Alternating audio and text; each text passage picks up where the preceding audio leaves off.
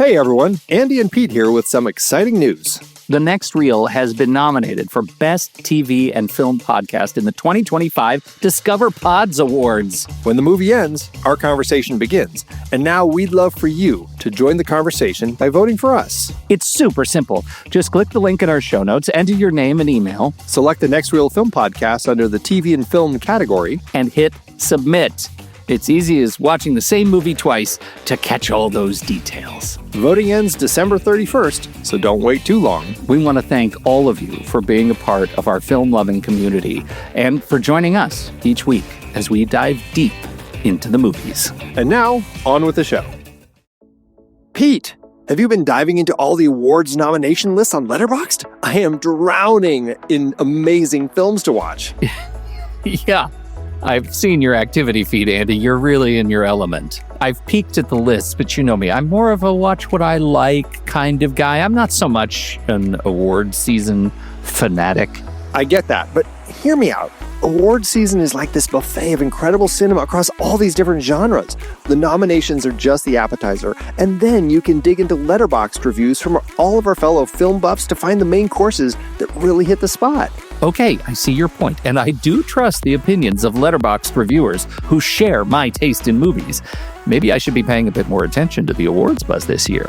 And hey, as patron members, we've got these awesome features that can make award season even more fun, like personalized streaming recs and crazy detailed stats. You know how much I love my stats.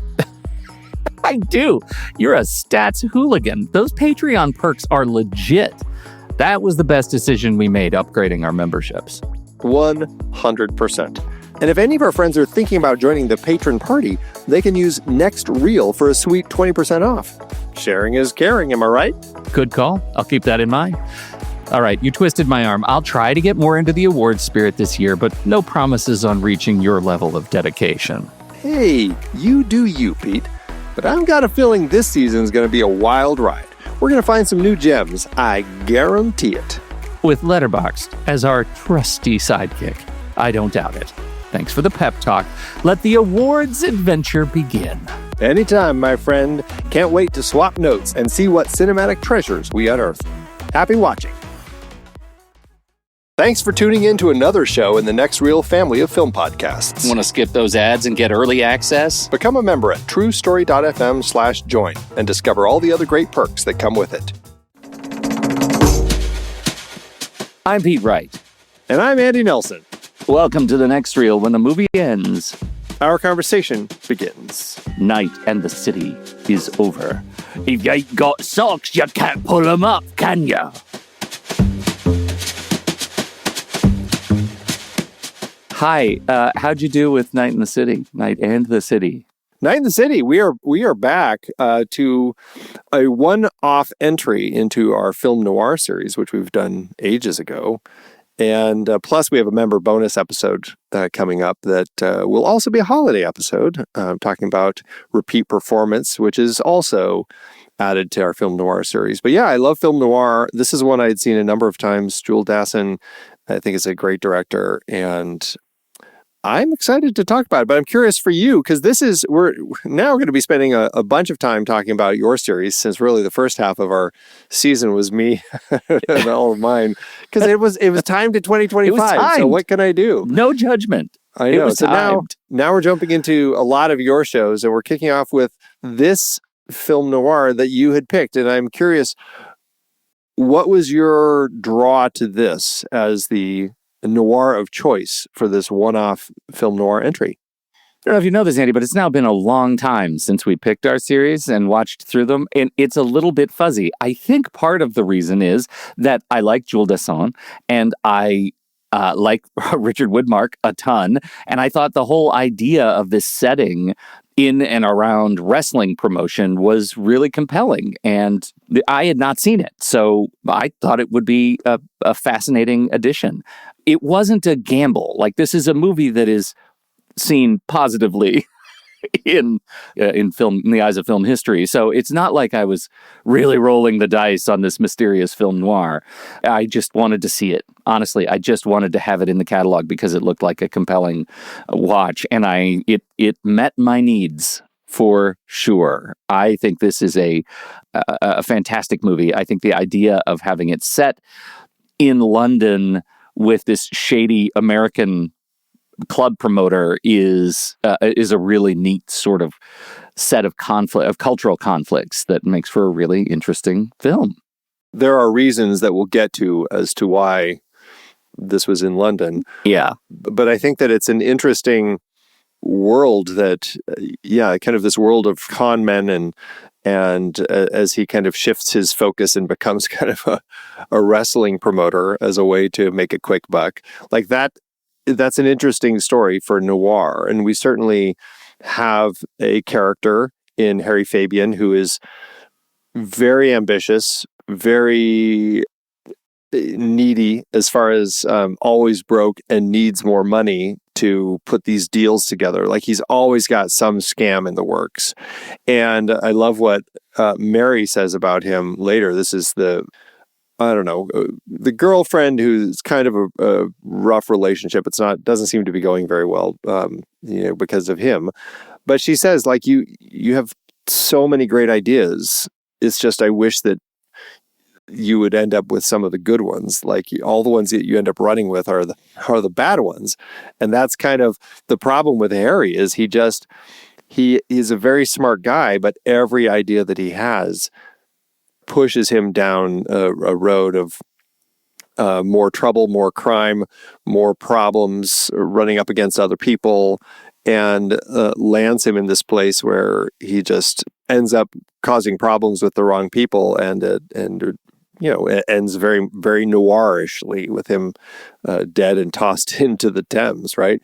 I think that that's such an interesting story. Plus, we kind of have our, in the scope of noir, we kind of have our femme fatale in Helen Nosseros, right? Googie Withers' character, who is the one who gets him the initial money because she's also trying to change her life, and she wants to get out of this crappy marriage that she has and this world of scams that she's in with her husband, Phil, who's a nightclub owner, but also hires Harry to scam people to get them to come to their club. And so it's kind of this whole thing. And so we're getting a lot of interesting setup with some interesting characters, and it all revolves around Harry Fabian and these dumb decisions that he kind of continues to make.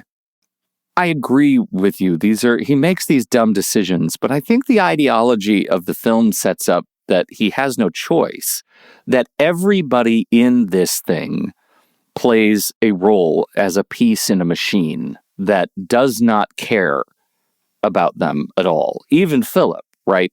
That everyone in this thing is just playing their part to keep a machine moving. And Harry has gotten himself, he's a very small cog in this machine. And none of the larger cogs really care for him. They'll take him out, they'll replace him with new cogs. Nobody cares. The fact that we're centered on a very small cog in a very big machine is part of what makes this an interesting story, right? There is no safe harbor for the small cog. There is no sense of anything other than exile for Harry, right? There's no way this is going to move in any other direction than it does. There is a constant sense of impending doom. Even in the very beginning, when you realize what his night job is, right? To get his tux on and go to other places and just try to get people to come to his club, which is still a job right now, right? I mean, this is how you get people to go to your club, is to be a club promoter. And it's just a sleazier version of a club promoter, though. It's a sleazier version of it, right. It's a less authentic version of it. And like even there, you think, oh, maybe he's pretty good at this. If he would just stick to it, But he has aspirations to be a larger cog, and he cannot ever. He will not. The narrative will not allow him to get to the other side of his own aspirations. It's very depressing. Well, and so many of the characters are not really sympathetic, right? Like we like Harry. I mean, that's actually, I think, a lot of Richard Widmark. I think he's such a interesting actor because he's been such just malicious, evil people in films. But at the same time, there's something incredibly charismatic about the guy that I really enjoy. And I've just always enjoyed him. But I mean, yeah, going back to like Kiss of Death that he did a few years earlier, was when he was Tommy Udo. That was like where he broke out, and he's like, that's where he throws like somebody in a wheelchair down a flight of stairs. Like, he's an awful person. We're not that far from that by the time we get to this film in his career. Now, it's the same year he has Panic in the Streets, where he's in the military. So obviously, or he's like military medic, I think. Anyway, so he's definitely not just playing a type, but I think he fits very well in the world of noir. And what I love so much about Harry is he is so likable, but at the same time, we have such a hard time like with sympathy for him, as likable as he is, because he's charming and he says sweet things and everything. But then at the same time, he's also like, going through your pockets and taking all your money. Like that's the sort of guy he is. And between the two Noceroses, Phil and Helen, neither of them are really likable. Phil is kind of just, he runs a sleazy nightclub where they teach the girls how to, use their womanly charms to kind of like scam more money out of the customers. Like that's the business.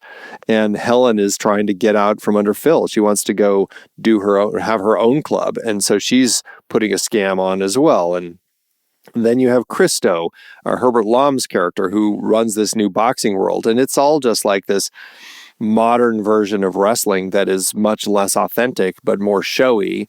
And that's what pisses his dad, Gregorius the Great, off so much. And so you've got those people, and it sounds like Kristo rules the wrestling world with kind of his own iron fist. And so you've got all these people, and like the only couple, I think, who might actually be sympathetic in this pool of noirish dark characters are Mary, Gene Tierney's character, who works at the club, right? She's one of the people who goes around with her cigarette box and sells candy and sings songs and everything. And she's the one who's kind of with Harry.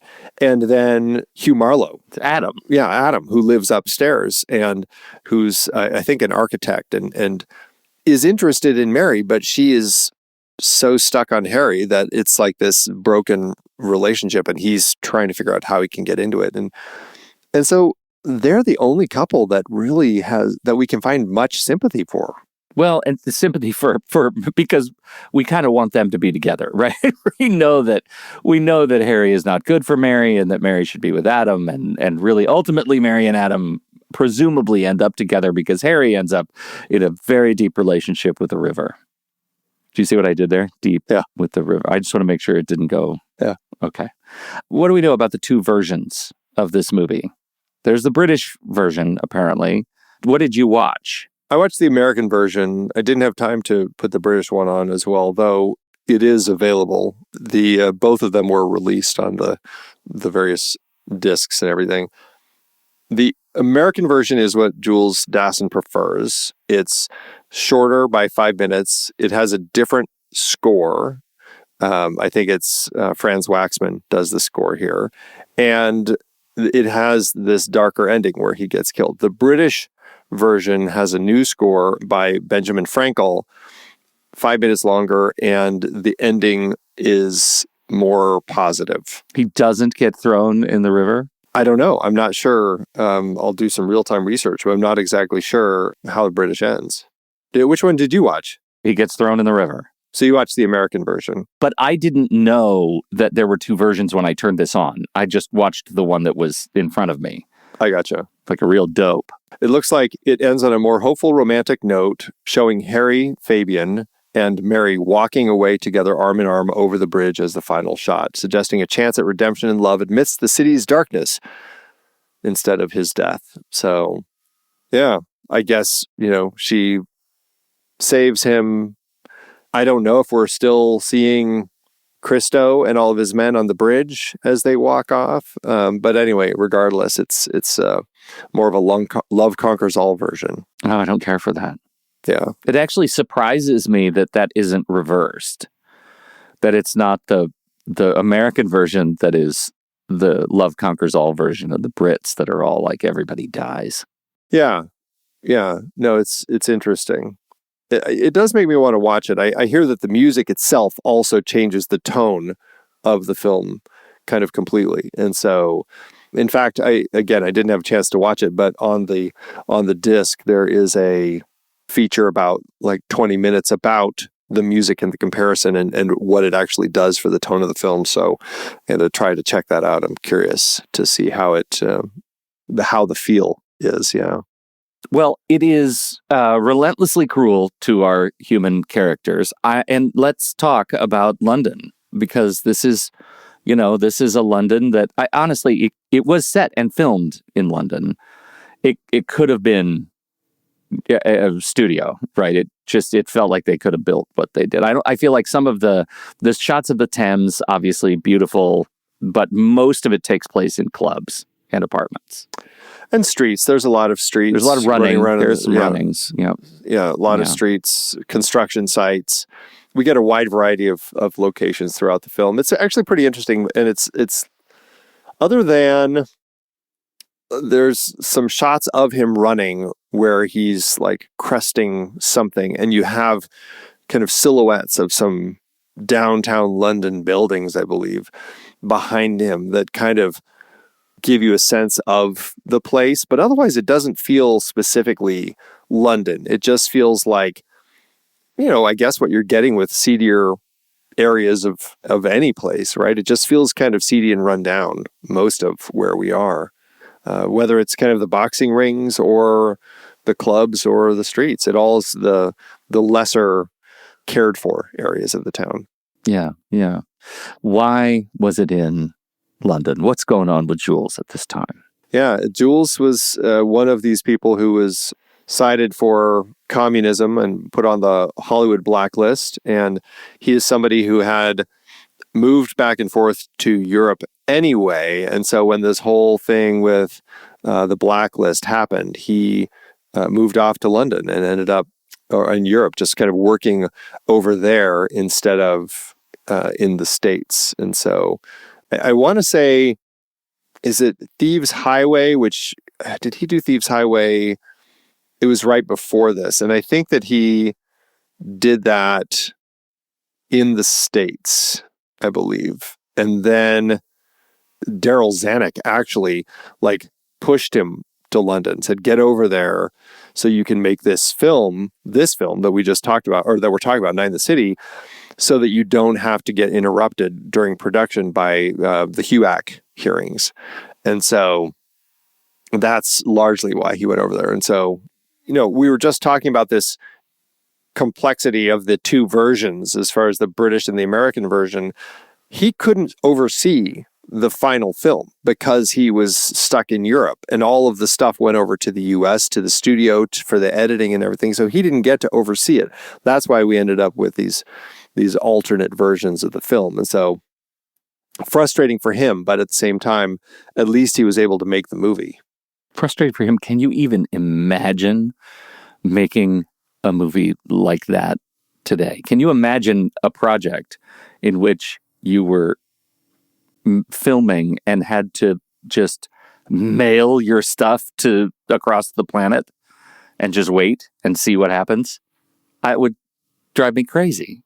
Well, yeah, I mean, the comparison, I suppose, would be the Iranian filmmaker whose name is eluding me at the moment, but whose new film is out, and just that world of trying to make these movies in a place where you're having to turn over things, or you have threat of imprisonment, or very frustrating. Jafar Panahi is thinking of, yeah. So we need to talk about Greco-Roman wrestling just a little bit. Part of the premise of this movie and what Harry thinks is going to get him out of the rat race, get him out of being a small cog, is that he has come into a relationship with an aging wrestler, Greco-Roman wrestler, who is the father of two other wrestlers. One is a Greco-Roman wrestler. The other is a wrestling promoter. But the other son is promoting, I guess, more modern wrestling. Yeah, I don't think that the guy with him is a son. Nicholas, you don't think Nicholas is his son? I think he's just a wrestler that he's A wrestler. promoting. Okay. Yeah, or working with, who's training for Greco-Roman wrestling. Yeah. So the other wrestler, this is it. I'm not a wrestling guy, so it surprised me that we were talking about the wrestling that would offend the classical Greco-Roman wrestling father in this era, because it feels like we're on the verge of the wrestling we have now, the more theatrical sort of wrestling. Do you have a position on the wrestling in this movie? Did you find you were captivated by what they were trying to do? Well, I think it's an interesting story, and it talks about the old world and the new world, and I think that's an element. And interestingly, Greco-Roman wrestling, I mean, has been around forever and is still around because that's specifically like the type of wrestling that they do in the Olympics. It's kind of that traditional wrestling, and I believe it's the same wrestling that high school students are doing, right? Like that's that type of wrestling. Whereas this wrestling that Kristo is promoting and organizing is like, it's starting to move toward the more sensational type of wrestling that would become like WWF and those sorts of things, because that is something that is more interesting for people to watch. There's, the personalities and the fighting and the all sorts of nonsense. And he recognizes like things are shifting. The market is changing. That's what people want to watch. And his dad doesn't agree. And they have the big fight at Kristo's match that he's promoting. And that becomes kind of this world. And so it's really a battle between the old world and the new as far as like how things are shifting. And that's what I think is interesting, is watching Harry Fabian, who is somebody who is such kind of like a con artist, tapping into, like, you'd think that he would easily fit into the world of the snazzier, the more catchy type of stuff. But he latches onto Gregorius the Great and wants to now use that as a way to take down Kristo's control of the wrestling world by having Kristo's father on his side. And that's the whole thing. And I think it's an interesting angle. I mean, I watched like WWF when I was a kid. I haven't followed it, since middle school. There's an interest in it and how theatrical it can be. But and I can understand like Kristo's position, wanting to make something like that's like everything that we have is like, how can we make it more exciting for the audience? What can we do that would boost ratings? I mean, sports are constantly changing and evolving for that very reason. And so, so I get it. I find it to be interesting that in some capacity, it's the old style that is what becomes Harry's supposed saving grace. Yeah, I think it's perfect. That's how it hits me, is that Harry has made a series of bad bets, right? And the thing he is most excited about in this movie is ultimately a bad bet. Maybe through the eyes of history do we have this sort of cement itself. But the fact is, the more promotable sport is the sport that Kristo is supporting, is promoting. It's the new wrestling. And Harry is attaching himself to a boat anchor, to something that doesn't have commercial potential. And that is just the last sort of data point in the fall of Harry, right? He's made just bad decision after bad decision, and it's not getting better with this choice of what to promote. So it's like he has bad luck. He also has bad instincts.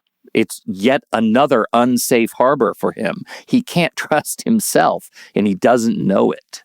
But here's what's so interesting about that is that he's so close. Like, he actually has a win in his hands, right? Like he sets this whole thing up with Gregorius the Great and Nicholas to kind of do this old style wrestling, and ends up talking to the Strangler, right? His promoter, because there's this whole battle. They're always arguing, the Strangler and Gregorius. Like there's this tension, but he sets up this thing because he's kind of pushed into it. Like all of this stuff is like these machinations are going on behind him. Kristo wants to bring him down and has Harry give him funding to set a fight between the Strangler and Gregorius because he thinks that his father will say no and that it will be an opportunity to, or not with Gregorius, but with Nicholas,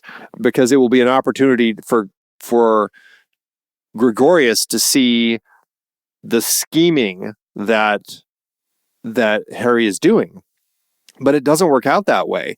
Harry spins it so well that he convinces Gregorius and Nicholas that this is the best thing that we can do. You're going to fight the Strangler and you're going to prove that your way is better. And that's what we're going to do.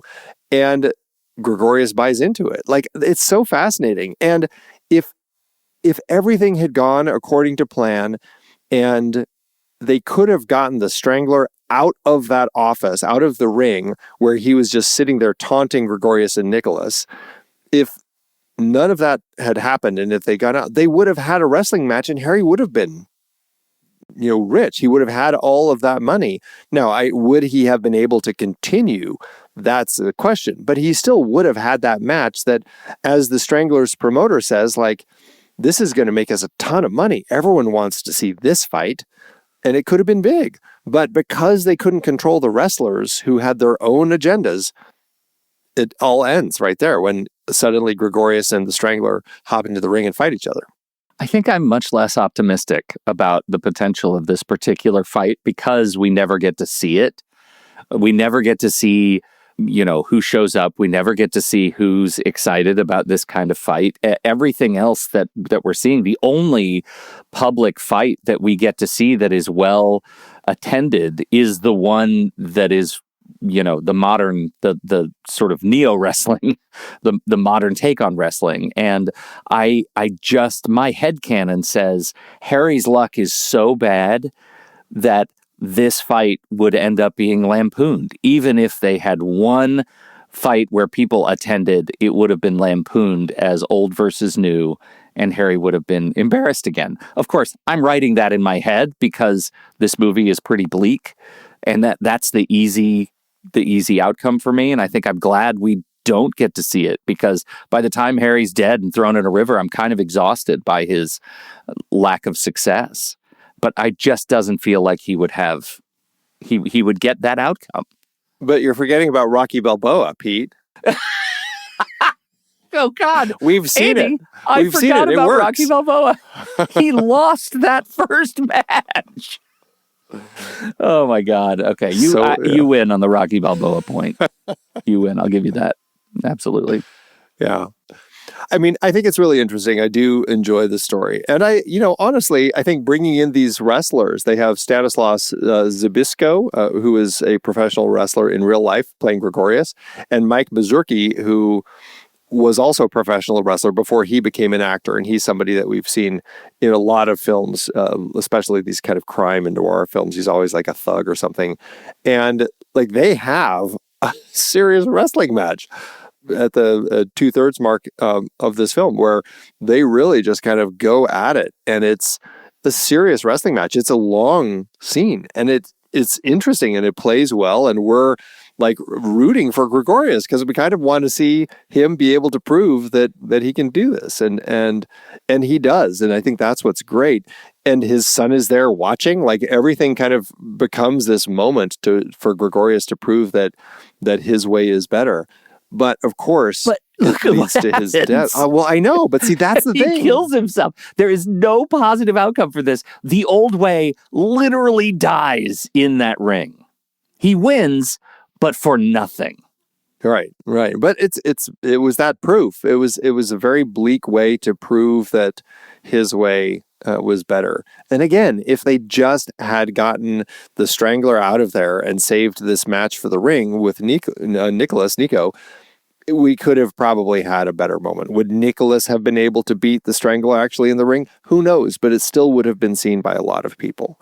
But, egos and all of this end up getting in the way, and we end up having a moment where nobody can stop these two. They're big wrestlers, and you just can't stop them. Everyone gets hurt. Nicholas tries to stop them and gets a broken wrist. Broke his wrist. Yeah. Yeah. Crazy. If Fabian tries to stop and the other promoter tries to stop, and like everybody just gets pummeled, and they just have to sit and watch these two go at it. And it's tough. It's a tough final moment for Gregorius. I think the pace of that fight dictates the promise of Nicholas in the ring with the Strangler. Gregorius, it's not an easy fight for Gregorius. It's not just a cakewalk for him. It's hard because the Strangler is actually, a physical specimen and very strong and very big. I don't know. It was hard for me to watch that fight with Gregorius, even with Gregorius winning, and think, man, Nicholas is lucky he broke his wrist and didn't have to actually get in the ring with this guy. Well, I mean, he's also much older than him too, right? Yeah, he's like 27 years older in real life. Yeah, in real life, than Mike Mazurki, and so and so I think that's also part of it. Like it's getting an older person into the ring to do something like this. When Nicholas, maybe who knows if he would have been able to beat the Strangler, but he wouldn't have died. He was tiny. He was a twig compared to both of those guys. Nicholas, he was a scrawny twig. He was a reed in the wind. He would have been broken in 17 places. He's a heavyweight wrestler, so I think he broke his wrist just getting tossed from the ring. Yeah, well, yeah. There is that. All right. Yeah. Let's talk about the women in the story. We've already talked about them a little bit, but I just want to get a sense of kind of the yin-yang balance that we have between Mary and Helen, who work together at the club. They both have relationships with Harry, but in different ways. And I think it's interesting, especially because there is a sense that the story paints in kind of backstory conversations that at one point Helen and Harry had been an item, and Helen chose Phil because Phil is the one with the money. And so he ended up with Mary. And Mary ended up with aspirations beyond her remit in this time and place. And she had aligned herself enough with the wrong people that she had the same general trajectory as Harry. She doesn't end up dead, but she ends up having made wrong decision after wrong decision. Right? First, hooking up with Philip in the first place, but hooking up with Harry, turns out, was a really tough decision, right? That he was the one who secured a fake license for her to sell liquor, which was revealed by a cup ring stain from a glass of water. Like, it's crazy how this house of cards that Harry's built ends up falling in a way that impacts everybody around him. And she was a victim of that, Mary. No, that's Helen. Helen, yeah. The one who's interesting is Mary, who is the sort of test of purity of the film, right? She's the one who is fighting her urge to continue to support Harry in spite of the horrible things Harry does, to the point where Harry's just stealing from her and getting physical with her, where she clearly has lost her, is fighting losing her complete faith in Harry and her love for him. I agree. Mary is very interesting, but I don't think I would say that Helen is uninteresting in the way that she's crafted. I think that she's incredibly interesting, and there's a need and a kind of a darkness that we have with her particular character that I find absolutely fascinating, that she married Phil, yet is so disgusted by him. He's kind of rough in his physical way and how he comes on to her and kisses her. And the earlier moment when he grabs her and kisses her, it's very forceful and frightening in a relationship. And then to have her go through this whole plan to sell off the fur that he gave her and to give the money to Harry so that he can get more money, and then use that, to get her license. She tells Phil off. Like, it's one of my favorite sequences in the film is when she tells Phil off, like, I'm leaving, I'm never coming back. And like, even if everything falls apart, I will never come back to you. I want nothing to do with you anymore. You disgust me. I hate you. She starts her own club. Everything falls apart because the fake license is revealed. And then she does come crawling back. And I thought that said so much about this character that she doesn't know what else to do. And so she, comes crawling back to try making amends with him. Yet she doesn't realize, and it's crafted so well that Phil has killed himself. Like the way that he's sitting there, we don't see that. She's just talking to him. And then finally it's revealed that he's holding a gun in his hand and had left everything to Molly, this woman who kind of peddles flowers out in front of the place. And Molly is just sitting there laughing at her. And it's just like, it's the destruction of Helen. And I think it's a fascinating way to kind of portray the femme fatale character that we have in this film, is this woman who is greedy and pushes for more and gets it almost, only to have everything come completely falling apart. And I just thought her story was just fascinating. Those final moments was just so dark and twisted. Well, it's an interestingly sort of classic scene where she is confessing to dead Phil, right? Before she knows he's dead, she's like spilling her heart, which we have no reason to believe is authentic in any way, shape, or form, because she is unreliable. But then to find him dead is sort of it's a twist for us, for Phil's character too, right? That the one thing that he felt authentic about was his relationship with her, and that was enough to cause him to take his own life. Well, what was interesting about that is because he says when she leaves, he's like, oh, you'll come back. And then she's out the door and he's like, and I'll take you back. Like, he acknowledges, like, he's also weak. Like, he, as much as he knows that she hates him, he still needs her in his life because he doesn't have anyone else. And I think that was such a fascinating psychology that we are introduced to. And it almost makes him killing himself slightly less believable, because I would think that if that was what he was thinking, would he have waited more than a couple hours? I mean, it's I don't know. It seems like it's the same day that all of this happens. I don't know how she got a whole club up and running, but somehow all within the same day she has. Yeah.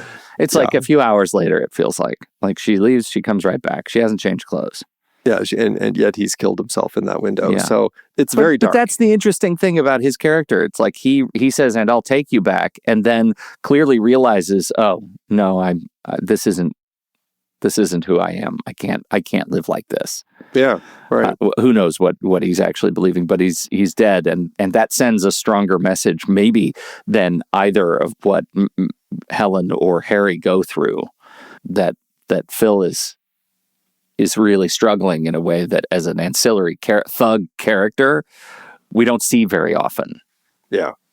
I really enjoy that interesting psychology that we have here. And I think that's something that we just, with film noir characters, often, it's just such an interesting world that we have of these sorts of things that I really enjoy.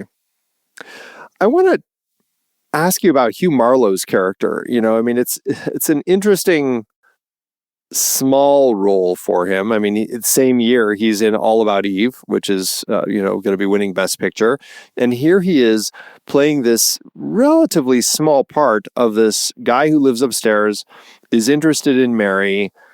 He's in a couple scenes, and it feels very bit part. How did Adam play for you in the film? In some respects, the entire Adam Mary relationship is like an appendix to the movie, right? It's sort of interesting, but not necessarily required for all of the other big story that's going on. I do like him because he's just exudes charisma on screen, and I absolutely believe that there is a relationship that has formed between Mary and Adam.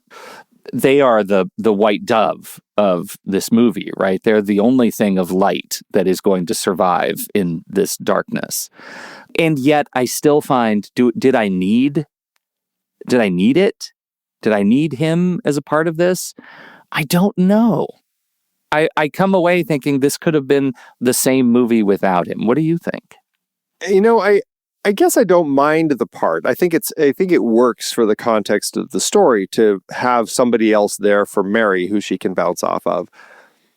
I think in my head, a lot of it comes down to the fact that it's Hugh Marlowe, and it makes me wonder how many Americans are all like living here in this particular area.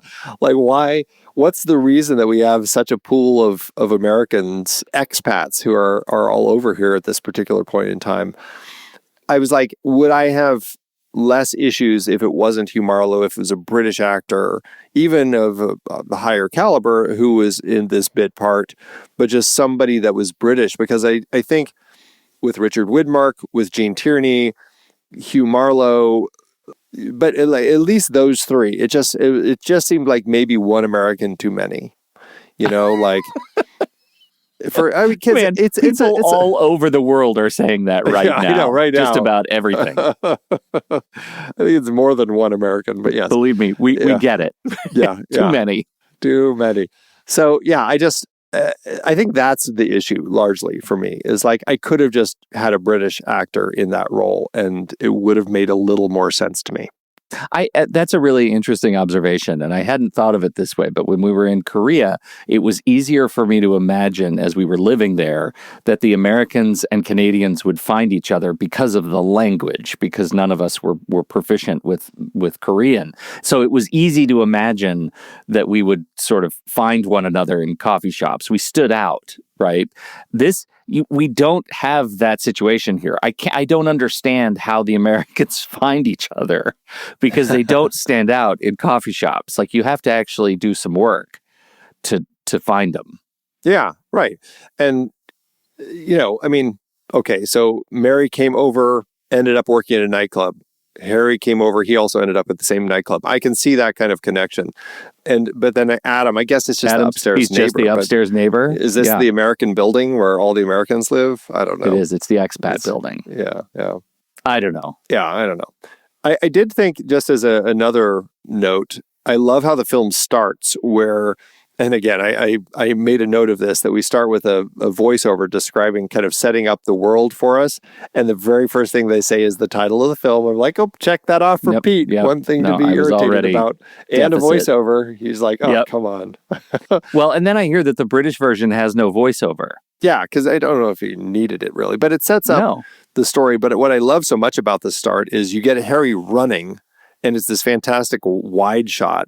It's kind of an establishing shot of this area where he comes running across, this little figure, and somebody is chasing him. And that's the setup of our story. Somebody chases him until he pops into Mary's flat and hides out there. And they kind of give up chase when they see him go into this building, which I don't know, I scratched my head about. I wondered why they're just waiting outside for him to come back out. But it's an interesting setup where Harry's always running. I love this. He's always in some issue where he's going to be getting chased for something. I thought that was a great way to kind of establish our character. Andy, did you think at all about the amount of sweat that he would have been having to deal with running in a suit? All these guys run so hard in suits. I struggled with that. That was the era. I didn't care for it. It made me think about all the suit running movies we've seen, North by Northwest. It's just I might start just jogging in a suit, put a suit on and just that's not a bad idea. Who was it who started jogging in a plastic jogger to start losing weight and nearly died? That's rough. That's awful. Night and the city. The night is tonight, tomorrow night, or any night. The city is London. Not only does it start with the title of the movie, but that entire line is cockamamie confusing to read. I kind of get it in the terms of the voiceover, but I didn't care for it. The movie started in a deficit for me, for sure. It reclaimed itself, but I didn't need the voiceover. I was upset with that. Yeah, it's fine. It definitely felt of its era. I guess. Definitely not needed, but because it's not a returning voiceover. It's just a setup voiceover, something that's here to set the story up. Harry, you could have been anything. You had brains, ambition. You worked harder than any 10 men, but at the wrong things. Always the wrong things. Mary knew all along.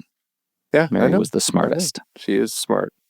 Yep. Another element that I really love about this movie is when we have Harry going around trying to get money, and we get to meet all of the different con artists and scammers in town. Like, we get the guy who has all of his beggars with all of their like fake missing legs and like, it's beautiful. Like that whole world, which reminded me of that version of that world in the John Wick movies. Like, it makes you wonder, like, if these people should have been invited to jump into the wrestling match. We've got the woman down in the docks at the fish market who's like transporting stolen goods across the river. Like, all these different the sign maker, the passport maker, the guy who made the fake license. Right. Like, we're meeting all of these people. And I just love that we're just dipping our toes into this. And I love that sense of world building that we have, where it feels like there's a lot of shady stuff going on around here. A lot of shady stuff. And even though they're all in the same business, they are all like, they don't really look out for one another, right? The woman it's all with about the money. boat, That's all the about message. Money. Yeah. Community is money. I mean, as the beggar, the guy, he brings Harry into his place. And as it turns out, it's only because he wants the £1,000. Yeah. The reward. Yeah. So it's all about the money. The level of his generosity ends with, I could give you an amputated leg prosthetic if that would help. Right. But that's about the end of it. That is, It's bleak, man. It is a bleak film. Yeah. I mean, it fits very well into this series. So I'm definitely glad that you picked this. Any last thoughts? I don't think so. I think the message of the movie is that Harry's ambition is sadly terminal, and he doesn't make it. Ambition is a terminal disease. His type of ambition, as Mary said, he puts it all on the wrong things. All of it. Yeah. Yeah. Yeah. Great movie. All right, well, we will be right back, but first, our credits.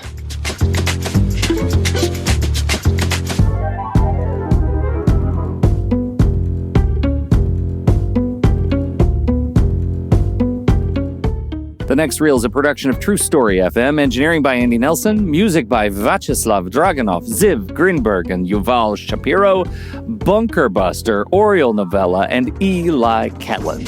Andy usually finds all the stats for the awards and numbers at v-numbers.com, boxofficemojo.com, imdb.com, and wikipedia.org. Find the show at truestory.fm, and if your podcast app allows ratings and reviews, please consider doing that for our show.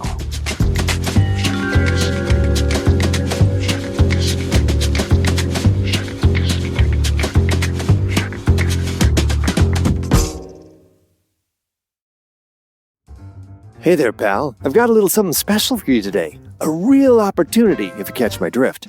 They call it Letterboxd, and it's the hottest ticket in town for anyone who knows their way around a good flick. Letterboxd is the kind of place where all the movie-mad big shots and starlets gather to swap stories about their favorite pictures.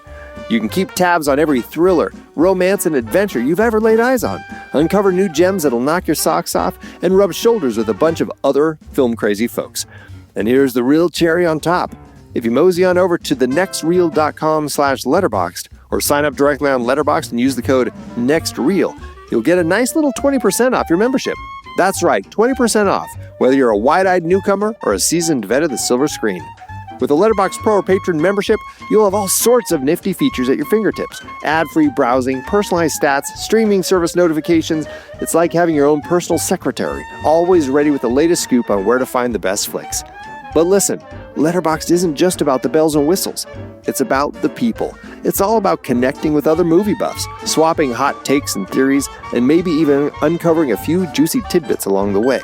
It's a regular cocktail party of film fanatics, and you've got a VIP invite. So what's the word, friend? You ready to dive into a world of cinematic thrills and chills? Ready to mix it up with the biggest movie nuts in town? Then sign up for Letterboxd and use that code NEXTREEL. Trust me, it's the smartest play you'll make in this wild, unpredictable world of moving pictures. See you on the inside, champ. Sequels and remakes, Andy. Have I seen this movie again? You tell me, Pete. This was remade in 1992. It's called Night in the City, surprisingly. What? Zoinks. Irwin Winkler directed this remake. It was actually a passion project for Robert De Niro, who stars in it with Jessica Lange. He had been wanting to do this story for a while, and I believe, and I should say, we didn't talk about this, but it's based on, both versions are based on the novel Night in the City by Gerald Kirsch, which is funny because Jules Dassin says he actually never read it. Anyway, Robert De Niro really wanted to retell this particular story, and word is he was pushing to work on it with Martin Scorsese. That was kind of the plan, but things kind of fell through, and Irwin Winkler, who's produced a number of things with Scorsese and who's, directed stuff himself as well, ended up taking it on to direct. 1992, it wasn't received overly well, but I don't know. I've heard mixed things. It's tricky to find. I actually found it on online, a crappy, very low-res version. I was going to try giving it a watch to see what I think. So if I get a chance, I'll let you know. Yeah. How about the numbers?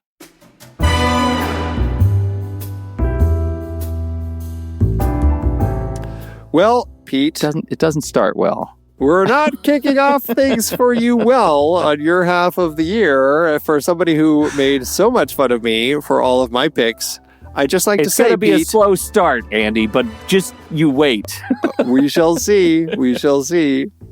For Dassin's film, this is what I have. The movie opened in the UK in April 1950, then premiered in the US on June 9th, 1950, and apparently it had a re-release in Greece in 2008. I'm assuming it's the Gregorius the Great Greco-Roman wrestling slant that they wanted it to re-release. Anyway, that brought about $43,000 on that re-release. But that's it. There is no budget information, no grosses. It is a big financial mystery. Yeah. Well, I'm not crazy about that report. Yes. But I'm optimistic. Just give me a couple more weeks. All right. We'll see. We'll see how things go. All right. Well, I'm glad that you picked this one. I really enjoy it. Criterion released this and Night in the City as kind of a matching set of DVDs back in the day. I have the DVDs of both. They've since, I think, re-released Night in the City on Blu-ray. I don't think that they upgraded Thieves Highway, but they're both great films, definitely worth checking out. I'm glad that you picked this one and put it on the list. It's a lot of fun and definitely worth talking about. Me too. It's a winner, Harry. It's a winner. All right, that is it for today's conversation. Next week, we are going musical. That's right, we're kicking off our John Carney's Streetwise Musicals series with his 2007 film, Once. I thought it was interesting that you picked 3. Wasn't there a 4th film that he made recently? Yeah. Like The Mom and Her Son or something? I can't remember. It was an Apple TV Plus thing over the pandemic. And I forgot Flora that and it existed. Son or something like that. Flora right? and Son, that's right. I was like, Fiona and Son? Yeah, I haven't seen it. Oh, okay. Maybe we can throw that in as a bonus sometime. Extra. Yeah, maybe down the road. Yeah. Honestly, I read Steve's review of it, and I don't think he liked it. So I didn't prioritize it. I see. Well, I'm excited to talk about these ones. I love Once. So. Yeah, I love them all. What are you talking about? Why I'm do you just just talking about stop at once? Because Jesus, that's the one man, we're going there to are talk 2 about. more, and they're really good. I know. What are you doing to me I here? can't speak to them right now, so. You better speak. Oh, you better get ready to speak to them. I will in a few weeks. All right. All right. We'll be right back for our ratings.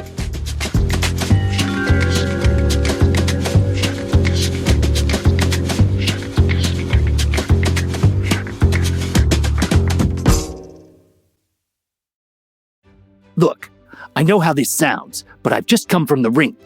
No, not the ring. The rink. Concrete floors, folding chairs, a thermos situation. And what I saw there is gonna change everything. Now, don't laugh. That's what they said too. They always laugh first. But this is chess on ice. It's strategy with brooms. It's two people yelling very calmly while trying to make a rock behave. There are no knockouts, no trash talk.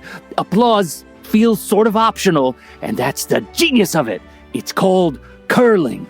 The thing doesn't have promoters, and that's the problem. It wants silence and respect and probably a cardigan. But here I am anyway, telling you this is the next big thing. And that's basically the Next Real Family podcast membership. The Next Real Family podcast membership is curling for movies. Same energy, wrong messenger. It's not louder, it's longer. Members get extra reels. They get the conversations that slide a little farther. The context that never makes the highlight reels. The films that don't care if you're impressed as long as you're paying attention. No hype videos, no whistles, just people who like movies enough to argue about them when no one's watching. You don't join to cheer, you join to lean in, to squint and say, wait, did you see that? The doors are open, the ice is cold. Visit truestory.fm/join today and get on the ice. Then, bring a broom if you want.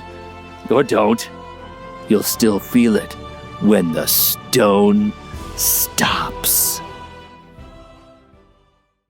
Letterboxd, Andrew. Letterboxd.com/thenextreel. That's where you can find all the reviews and ratings for this show. As you know, the rules are very simple. If you're going to apply a star or a heart to a movie, you have to take it away from another movie. These rules are never followed by anyone.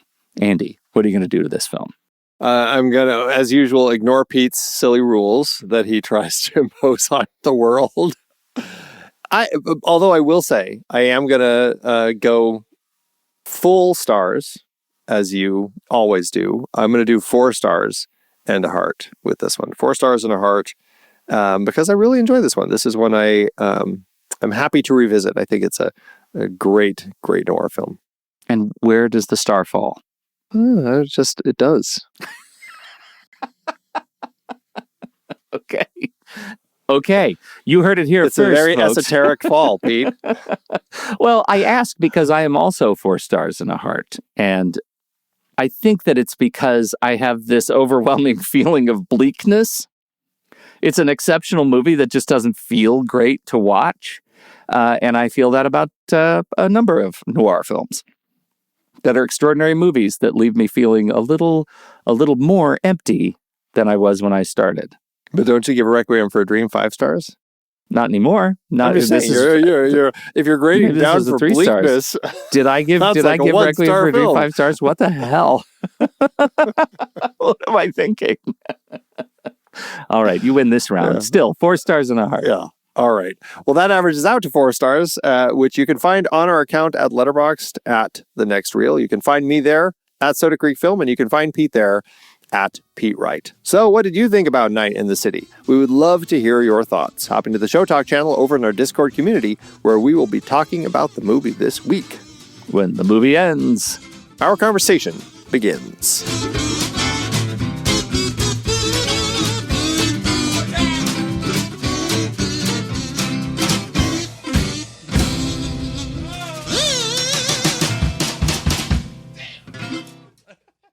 Letterboxd, give it, Andrew. As Letterboxd always doeth. I think you should start. I went low. I went with a 1 star by Walter, who has this to say. I liked this when I was a kid, but frankly, it's just one big, unpleasant, commie bear hug.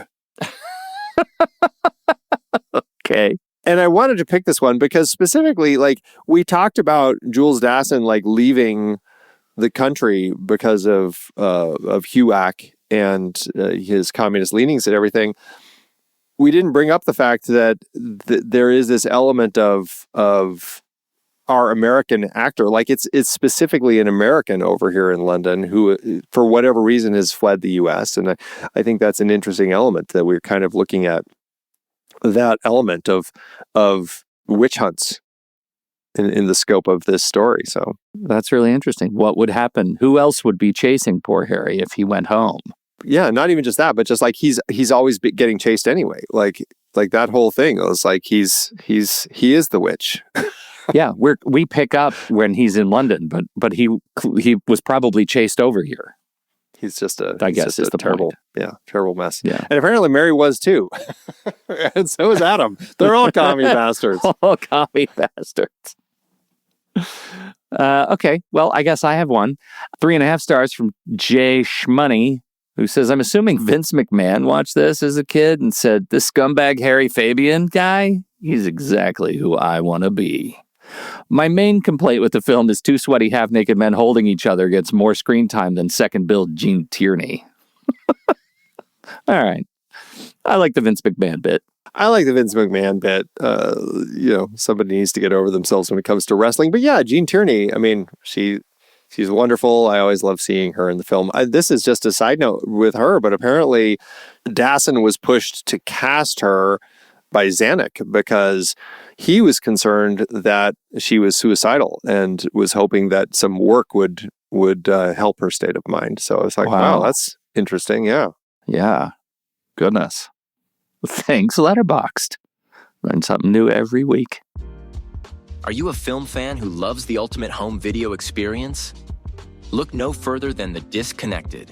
Your host, Ryan Verrill, is your go-to source for the latest and most accurate information on home video releases, exclusive interviews with industry insiders and filmmakers, and has established a thriving community where every film and physical media enthusiast feels welcome.